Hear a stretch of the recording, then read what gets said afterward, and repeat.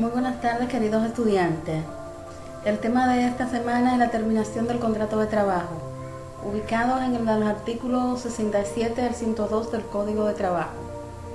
La palabra terminación se utiliza para designar las diferentes causas que producen la extinción del contrato de trabajo. Nuestro Código Laboral reconoce dos formas de terminar el contrato de trabajo, que una es con responsabilidad para las partes y la otra sin responsabilidad para las partes. Termina sin responsabilidad por el mutuo consentimiento, por la ejecución del contrato, por la imposibilidad de ejecución, y termina con responsabilidad por el desahucio, por despido del trabajador y por la dimisión del trabajador. La terminación del contrato por mutuo consentimiento, para que tenga validez, debe hacerse ante el Departamento de Trabajo o la autoridad local que ejerza sus funciones o ante un notario. Los contratos para un servicio o una obra determinada termina sin responsabilidad para las partes con la prestación del servicio o con la conclusión de la obra. Los contratos por cierto tiempo terminan sin responsabilidad para las partes con el plazo convenido.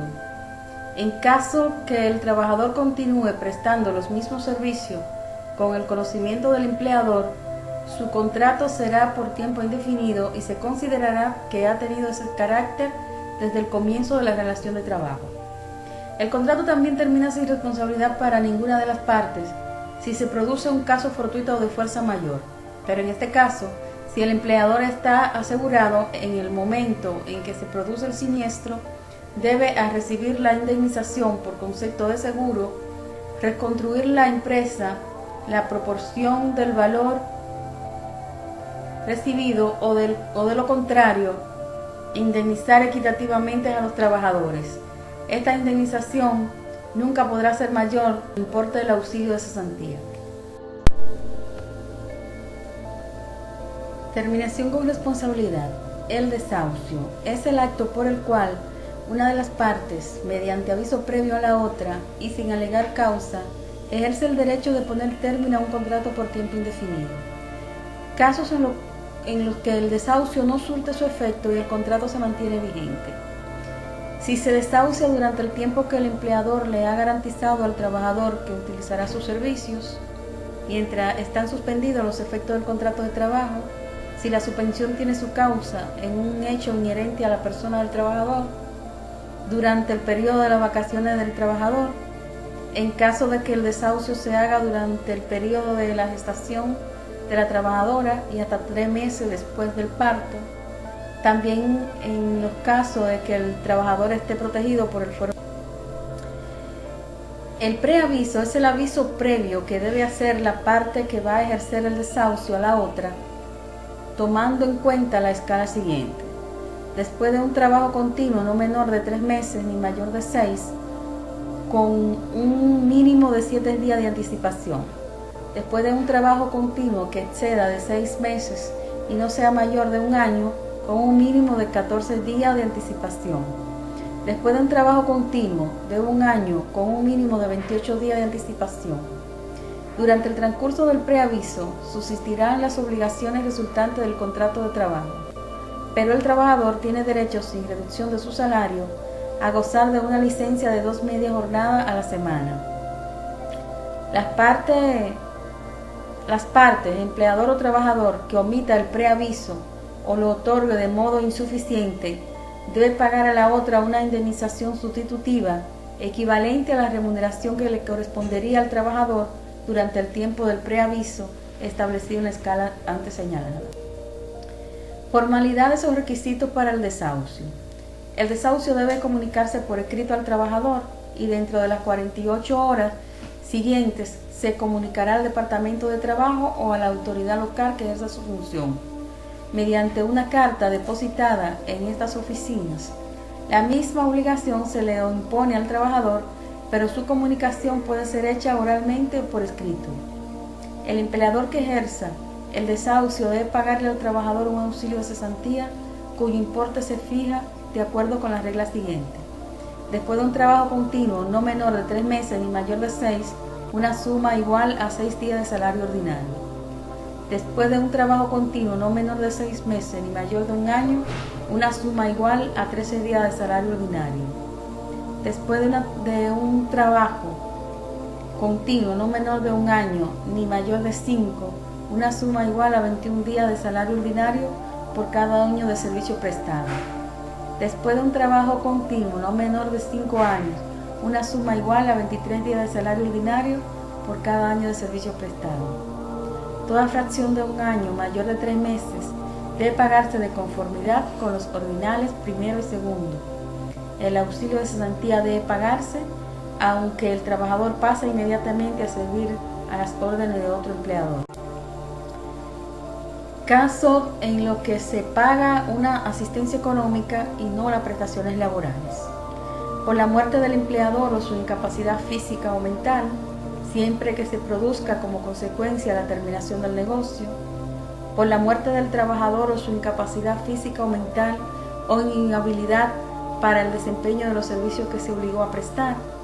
Por enfermedad del trabajador o su ausencia cumpliendo obligaciones legales que lo imposibiliten temporalmente para prestar su servicio al empleador u otra causa justificada que le haya impedido concurrir a sus labores por un periodo total de 1 año desde el día de su primera inasistencia. Por agotamiento de la materia prima, objeto de una industria extractiva. Por quiebra de la empresa, siempre y cuando cese totalmente la explotación del negocio, o por su cierre o reducción definitiva de su personal, resultante de la falta de elementos para continuar la explotación, incosteabilidad de la misma u otra causa semejante con la debida aprobación del Departamento de...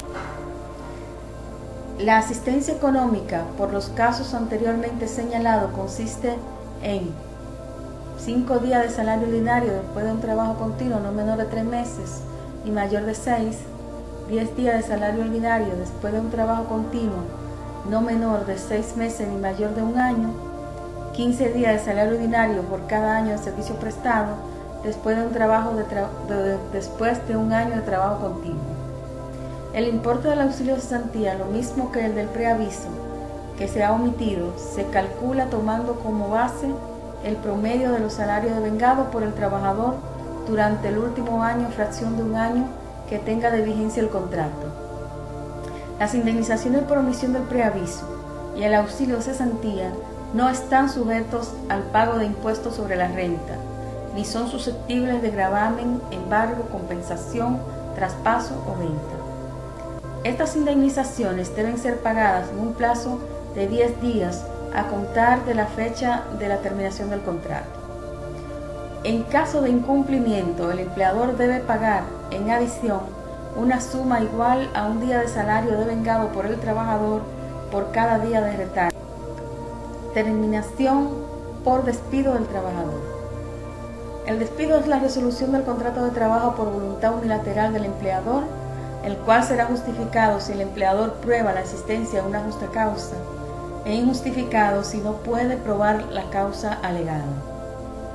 Las causas por las cuales el empleador puede despedir justificadamente al trabajador son: por el trabajador haber inducido a error al empleador, pretendiendo tener condiciones o conocimientos indispensables que no posee, o presentando referencias o certificados personales cuya falsedad se comprueba luego; por ejecutar el trabajo en forma que demuestre su incapacidad e insuficiencia en sus primeros 3 meses de trabajo; por recurrir durante sus labores en falta de probidad o de honradez, en actos o intentos de violencia, injurias o malo tratamiento contra el empleador o sus parientes bajo su dependencia; por someter el trabajador contra algunos de sus compañeros cualesquiera de los actos que se señalan arriba, si esto altera el orden del lugar en que se trabaja; por ocasionar al trabajador intencionalmente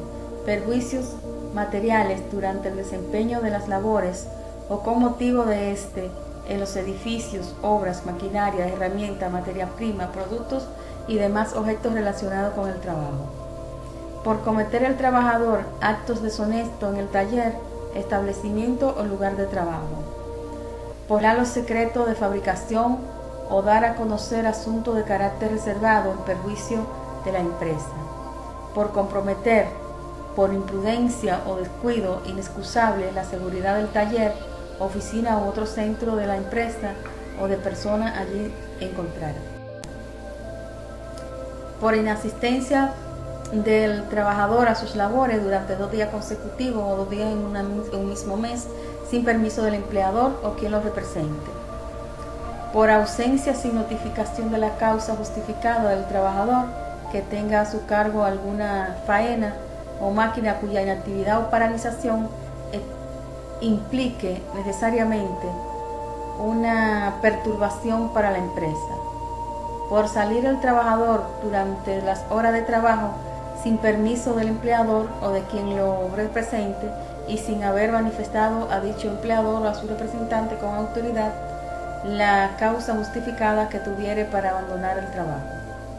Por desobedecer al empleador o a sus representantes, por negarse el trabajador a adoptar las medidas preventivas o a seguir los procedimientos indicados por la ley y las autoridades, por haber sido condenado el trabajador a una pena privativa de libertad por sentencia irrevocable, por falta de dedicación a las labores para las cuales ha sido contratado o por cualquier otra falta grave a las obligaciones que el contrato imponga al trabajador. Los plazos para despedir. El derecho del empleador a despedir al trabajador por una de las causas anteriormente enumeradas caduca a los 15 días de cometida la falta. En las 48 horas siguientes al despido, el empleador lo debe comunicar con indicación de la causa tanto al trabajador como al departamento de trabajo o a la autoridad local que ejerza sus funciones. Después que se comunique el despido, no se le pueden modificar las causas consignadas en la misma, ni se pueden añadir otras. El despido que no se haya comunicado a la autoridad de trabajo correspondiente en la forma y en los términos indicados, es decir, en el plazo de las 48 horas, carece de justa causa. Si como consecuencia del despido surge contención o demanda y el empleador prueba la justa causa invocada por él, el tribunal declara justificado el despido y condena al empleador a pagar las prestaciones laborales. Si por el contrario el empleador no prueba la justa causa invocada como con fundamento del despido, el tribunal declarará despido injustificado y terminado el contrato por causa del empleador. Si el contrato es por cierto tiempo indefinido, la suma que corresponde al preaviso y el auxilio de cesantía. Si el contrato es por cierto tiempo o para una hora de servicio determinado, la mayor suma entre el total de los salarios que falta por cobrar o la suma que le correspondería por desahucio o preaviso. Una suma igual a los salarios que habría recibido el trabajador desde el día de su demanda hasta la fecha de su sentencia definitiva, dictada en última instancia, la cual no puede exceder de 6 meses de salario. Terminación por dimisión del trabajador. La dimisión es la resolución del contrato de trabajo por voluntad unilateral del trabajador y es justificada cuando el trabajador prueba la existencia de una causa injustificada o en caso contrario. Causa por la cual el trabajador puede dimitir: por inducir a error al empleador al celebrarse el contrato respecto a la condición de este, por no pagarle el empleador el salario completo que le corresponde, por negarse a pagar el salario o a reanudar los trabajos en caso de suspensión ilegal, por incurrir el empleador, sus parientes o dependientes que obran con el consentimiento expreso o tácito de él dentro del servicio, en falta de probidad, honradez o en acto de intento de violencia, de injurias o malo tratamiento contra el trabajador, por haber el empleador por sí mismo o por medio de otra persona ocultando, utilizar o deteriorar las herramientas, entre otras causas. Sí. Plazos para dimitir. La dimisión tiene lo mismo plazo que el despido: 15 días después de haber cometido la falta y 48 horas subsiguiente a la dimisión. El trabajador debe comunicarlo. La dimisión no comunicada a la autoridad de trabajo correspondiente se reputa que carece de justa causa. Y si hay una demanda, la dimisión la declaran justificada el empleador tiene que pagar al trabajador todas sus prestaciones laborales. Pero si se comprueba la justa causa invocada como fundamento de la dimisión, el tribunal la declarará injustificada y el trabajador condenado a pagarle al trabajador una suma igual al preaviso.